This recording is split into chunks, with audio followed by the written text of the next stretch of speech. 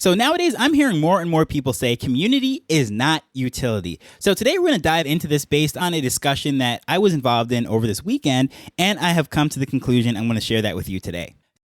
Hello, I'm Taj, digitally known as Tropic Vibes, the host of Nifty Business, where we highlight NFTs and explore Web 3.0 as we move from pure speculation to creating real-world value.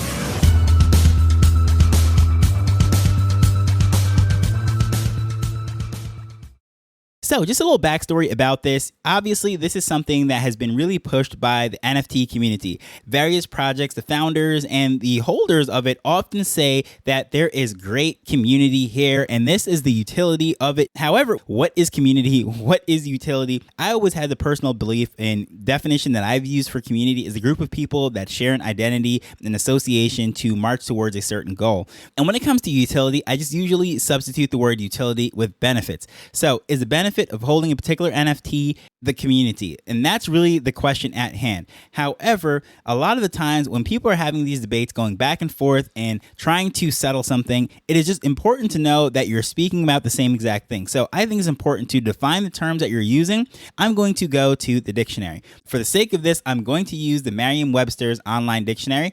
And when it comes to community, there are a lot of different definitions. So we're going to see how this all fits into what we're speaking about today. We're all on a level same playing field, and then I'll give you my conclusion. So number one definition is a unified body of individuals, such as A, the people with common interests living in a particular area. B, a group of people with a common characteristic or interest living together within a larger society. C, a body of persons. By the way, I hate when people say persons. It is proper English, and by no means am I a grammar expert, but it just annoys me when I hear that. People, yes. Persons, no.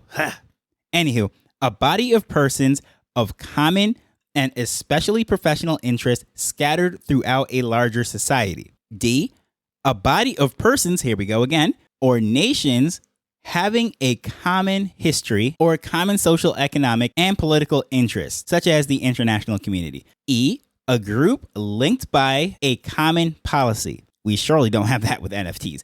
F, an interacting population of various kinds of individuals, such as a species in a common location. Yes, we are the same species. However, we're scattered all over the world. And G, within that first set of categories, is a state or a commonwealth. And if you're familiar with this, I'm recording in Jamaica, which is a commonwealth, a part of what used to be the British Empire. So yes, we're in that community of, I guess you would say, former British colonies. But then there's a number two or second category, which is a social state or condition, such as the school encourages a sense of community in its students. Then there's B, joint ownership or participation. So community goods or communal goods. C, common character, something that we have in common, likenesses, community of interests. D, social activity, like a fellowship. The third and final category, which doesn't have A, B, C, Ds, and so forth, just one thing, which is society at large. So we're going to cross that one off. Number three, society at large, doesn't really fit what we're speaking about because we are a subsector of a subsector. So it is definitely not society at large. No need to even address that one.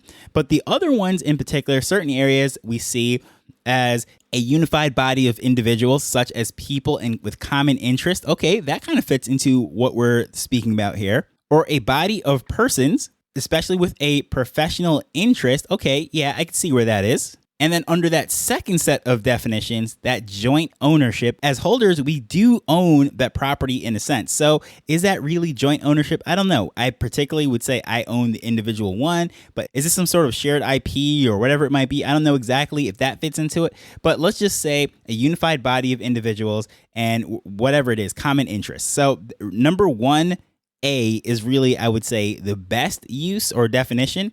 So, is a unified body of individuals with common interests utility? In that case, we have to say, what is utility? So let's just hop over here again to Webster, look at the definitions. This one's a lot more simple. And of course, there's only 4 categories that this fits under. And we're not even going to look at the adjective because we're speaking about the noun because this is the thing. Is this a utility, right? So utility, number 1, fitness for some purpose or worth to some end.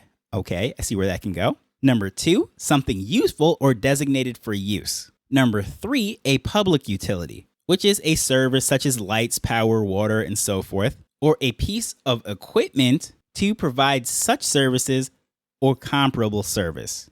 And the fourth and final definition is a program or routine designed to perform or facilitate especially routine operations such as copying files or editing text on a computer. Okay, so which one would I say best fits what we're speaking about here is probably number 1 and number 2. So number 1, again, was fitness for the purpose of worth to some end. And number 2, which is something useful or designed for use. So the question is community utility? So in the case of these two definitions that we just ran through, something that is useful or designed for use, is that the community? Is it fit for that purpose? So delivering that as an end. Now, this is where we can get the argument, right? So the debate obviously went on for a while in that space, and this is something that is spilling over in the broader NFT community conversations that we're having, that a lot of founders and people that are trying to either sell or buy NFTs and such, they say that, yes, the community is the reason for it and why we're getting into this is the utility and so forth. And depending who you ask, you're going to say, no, community is a byproduct of whatever real utility, meaning whatever tool or service or whatever it is, whatever function is being provided. And then the people that want that thing will rally around it. And that's where the community comes from. Essentially, those people that say community is not utility are saying that the NFTs have to have some other intrinsic value outside of the community, and then those people rally and attract around it. Now, the people that are saying that the community is the utility, they're saying that because having the access to those people is the reason to buy this NFT. Therefore, that is where the value is coming from. Now, I will say my opinion is the mixture of the two, meaning that if I am the founder and I'm selling these NFTs and I'm trying to pitch benefits to people, I don't think that I could possibly, in good conscience, present the fact that the community would be the utility of that particular NFT. Now, I have no problems with anyone just launching a particular NFT for meme purposes or whatever it is, having no benefits whatsoever, or maybe it's an art piece that the benefit and the utility that you're going to get from it is just liking this piece. And if by chance a lot of people gravitate to this artwork or meme or whatever it might be, and they happen to rally and form a community that is associated with it, okay, cool. Fine, that is awesome. There's a great community behind that art piece, although there is no other software or gated access or anything of that nature that is related to it. That is fine and dandy. However, I don't think that should come from the creator, the person that's selling it, or the business or entity that is putting that out there saying that the reason why I should buy this is for the community. Because at the end of the day, if you really think about it, you can have access to people without buying anything. And now you might say, no, that's defeating the purpose. Just like trying to get into a club or a fraternity or whatever it might be, trying to get that access was completely different. And I'll prove this to you right now.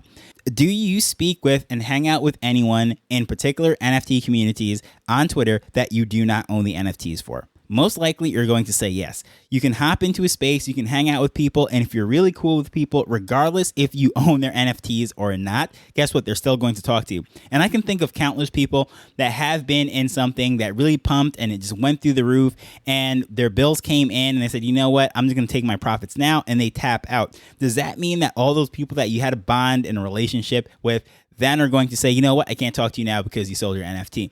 Well, if that's the case, you never really had those friends anyways. However, this is where I'm going to play both sides of the fence, and I'm going to say, as someone who is buying an NFT now and looking at various NFTs and trying to calculate, okay, what is something worth? I would say the community is a utility as a buyer.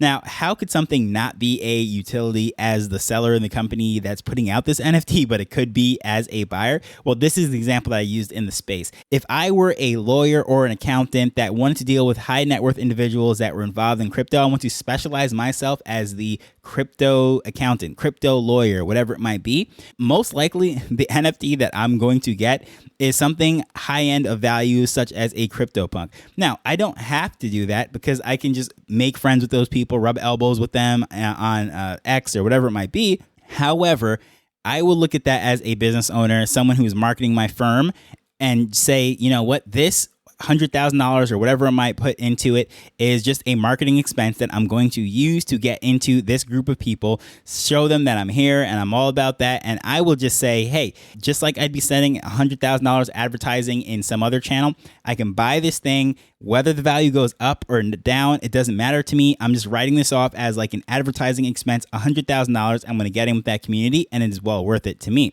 Now, let's say I was offering some sort of services that I really want to work with various content creators, such as podcasters. Giraffe Tower is all about creators in various forms. I've been in it for a while. I came out, sold it when it pumped, and then I came back in because I realized that was community I want to be in, and I've held it ever since. So as far as that goes, if I was offering some sort of service and I wanted to work with creators, I would say that's where they're gathering anyway, so let me go there.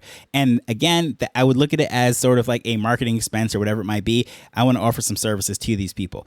Now, for me to say the reason why I bought this, the utility is the community, meaning that I want to hang out with these people. No, that is not the case. They're awesome. I love hanging out with them, chatting with them and so forth. But guess what? These are content creators. They're always putting out podcasts, videos, Twitter spaces, clubhouse rooms, and so forth. So I can get into the content that they're creating. I can hang out with them. However, the utility for this particular project happens to be the software and all the other things that are happening inside that is separate and apart from the other holders. However, like I said, if I was someone offering services to creators and I know that this is where creators gather, buying this NFT to hang out with these creators is no different than spending time in Facebook groups, right? Let's go all the way back to the distant times of 2019, 2018, whatever it might be. One of the best channels to access people of various interests was going into Facebook groups. Now, tapping into my whole marketing hat, right? Doesn't matter what your interest was, you could find a Facebook group for that interest. And if you're selling products and services that were anything related to, that's the place you want to hang out with, right? You go to where the people are. The best place to market is where your market already hangs out with. You can build it and try to drive them there, or you can simply go there and then meet them exactly where they are. And you could say this with anything. What best place to find health conscious people that love to work out is obviously the gym. You don't go to a random Walmart and try to say, hey, do you work out, and start that conversation. No, you can just go to a gym, right? That is where they hang out. So in the case of these NFTs, if you know a particular community is built for whatever purpose, they really have a shared identity, then cool. Now, going back to the whole thing when I was saying, all right, crypto punks or something of that nature, obviously they did not create that and put that out there for the sake of building community. It was more like a social experiment, and it was art, I guess you would say, just trying to deal with this various tech, just playing around with it, all the different reasons that you can actually say why Larva Labs created this. Now, people then started collecting these things as if it was like some historical value piece of art. And the community in that case became a byproduct and then associated with high net worth individuals that are also into crypto.